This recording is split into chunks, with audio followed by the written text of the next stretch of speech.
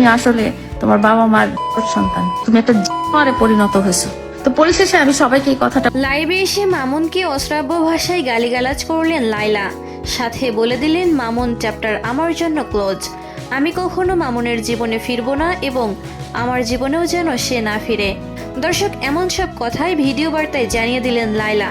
আরও বলেছেন, জীবনে যা ভুল করেছি, কিন্তু এমন মানুষকে আর আমার জীবনে কখনো ঠাঁই দেব না। দর্শক, এসব বলেই মামুনের বিষয়ে একেবারে শেষ কথা বলে দিলেন লাইলা। শুধু তাই নয়, তার বন্ধুদের তিনি কিভাবে সাহায্য করেছেন, কিভাবে পাশে থেকেছেন তা নিয়েও কথা বলেছেন লাইলা। এসব বলার পরে মামুনের দিকে প্রশ্ন ছুড়ে দিয়েছেন, বলেছেন, তুমি কি এগুলো অস্বীকার করছো? তুমি যদি এগুলো অস্বীকার করো তাহলে তুমি তোমার বাবা মায়ের সন্তান। দর্শক, মাঝখানের শব্দটা ব্যবহার করা হলো না, আপনারা হয়তো বুঝতে পেরেছেন। এছাড়া লাইলা দাবি করেছেন লাইলার জন্যই মামুন ফেসবুক পেজ থেকে ইনকাম করে। লাইলাকে ছাড়া নিজে একা একা ভিডিও দিলে ভিডিওতে সেরকম ভিউজ পায় না। এছাড়া বলেছেন এখনো মামুন নাকি লাইলার ভিডিও দিয়ে হাজার হাজার ডলার কামাচ্ছে।